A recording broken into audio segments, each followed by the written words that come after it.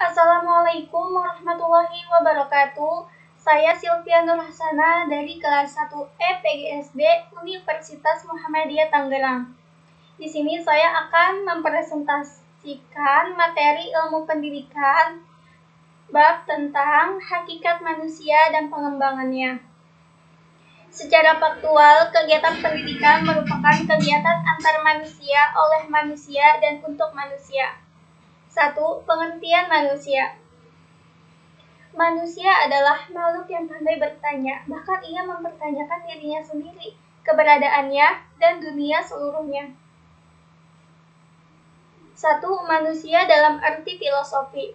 A. Aliran materialisme memandang manusia sebagai kumpulan organ tubuh, zat kimia, dan unsur biologis yang semuanya terdiri dari zat dan materi.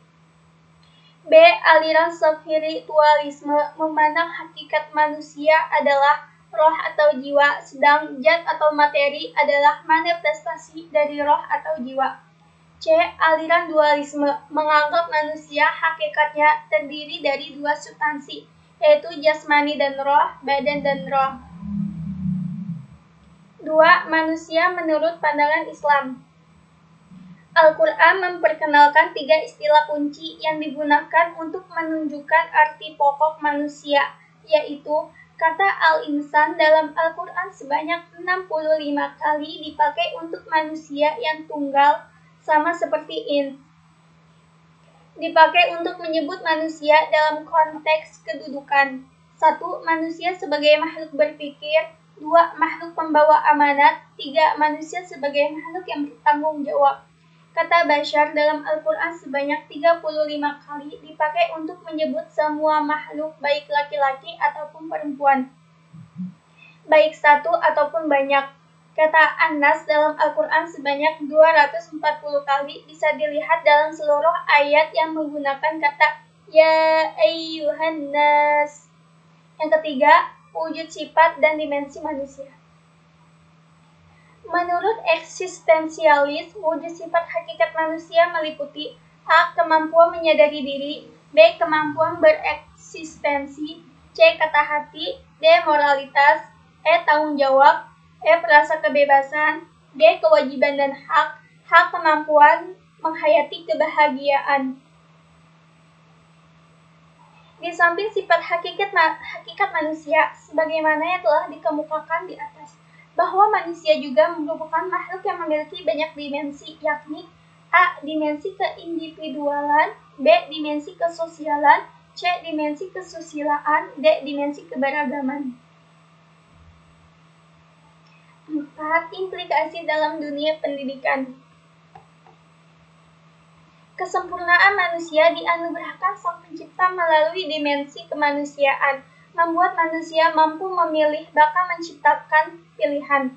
Peran pendidikan bukan untuk mempersiapkan masa depan, tetapi untuk hidup dan mengembangkan dan menunjukkan kesempurnaan sebagai manusia. Kesimpulan, manusia memiliki ciri khas yang berbeda dengan makhluk lainnya, yang berbentuk dari kumpulan terpadu dari apa yang disebut hakikat manusia. Di sini saya akan menampilkan video tentang hakikat manusia dan pengembangannya.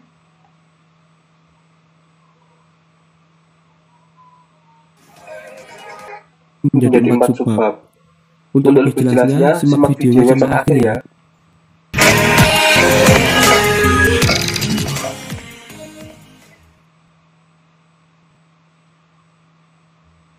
Sifat hakiki manusia diartikan sebagai ciri-ciri khas yang secara prinsipil membedakan manusia dari hewan.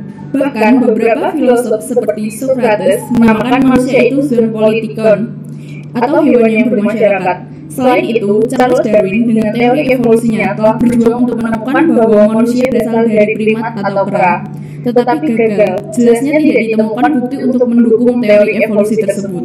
Wujud sifat hakiki manusia. 1. Kemampuan menyadari diri, yaitu kemampuan yang digunakan manusia untuk menyadari bahwa dirinya memiliki karakteristik. 2. Kemampuan bereksistensi, kemampuan untuk menempatkan diri dan menerobos jarak antara aku dan objek, lalu melihat objek itu sebagai sesuatu. 3. Kata hati, Kemampuan manusia yang memberi penerangan tentang baik buruk perbuatan sebagai manusia. 4. Moral, yang juga sering disebut etika, adalah perbuatan itu sendiri. 5. Tanggung jawab, keberanian untuk menentukan bahwa sesuatu perbuatan sesuai dengan tuntutan kodrat manusia. 6. Rasa kebebasan, merdeka adalah rasa bebas, tidak merasa terikat oleh sesuatu, tetapi sesuai dengan tuntutan kodrat manusia. 7. Kesediaan melaksanakan kewajiban dan menyadari hak. Kewajiban dan hak adalah dua macam gejala yang timbul sebagai manifestasi dari manusia sebagai makhluk sosial. 8. Kemampuan menghayati kebahagiaan. Kebahagiaan itu sendiri adalah suatu istilah yang lahir dari kehidupan manusia.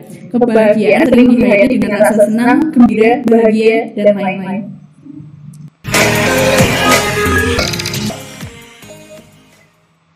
Dimensi hakikat manusia ada 4 macam, yaitu dimensi keindividualan, dimensi kesosialan, dimensi kesusilaan, dan dimensi keberagaman. Dimensi keindividualan, setiap individu dikaruniai potensi untuk menjadi berbeda lain. Francis Galton menyatakan bahwa dari banyaknya pasangan kembar serta telur, ternyata tidak sepasang pun identik. Dengan dukungan dari orang lain pula, suatu individu akan mampu mendapatkan kepribadian khasnya.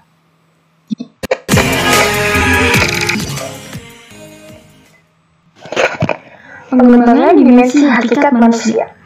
Sasaran pendidikan adalah manusia. Oleh karena itu, pengembangan dimensi hakikat manusia menjadi tugas pendidikan.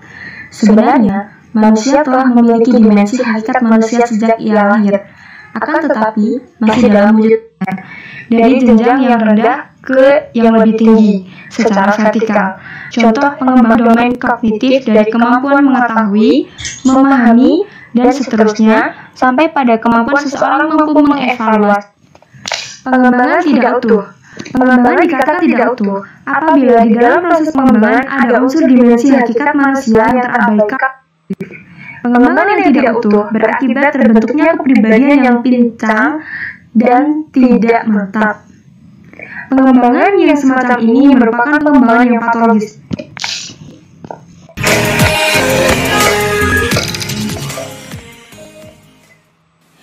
Pendidikan manusia seutuhnya pada dasarnya merupakan tujuan yang hendak dicapai dalam konsep value education atau general education, yakni 1. Manusia yang memiliki wawasan menyeluruh tentang segala aspek kehidupan. 2. Memiliki kepribadian yang utuh. Istilah menyeluruh dan utuh merupakan dua terminologi yang memerlukan isi dan bentuk yang disesuaikan dengan konteks sosial, budaya, dan keyakinan suatu bangsa. Dalam bahasa lain, pendidikan yang dapat melahirkan. Nah, itulah penjelasan dari kami tentang hakikat manusia umumnya. Dapat diambil kesimpulan bahwa pada hakikatnya, tiap manusia memiliki ciri khas yang berbeda, dan dengan adanya pendidikan, diharapkan individu dapat menemukan jati dirinya dengan baik. Sekian video dari kelompok kami. Sekian dari saya. Wassalamualaikum warahmatullahi wabarakatuh.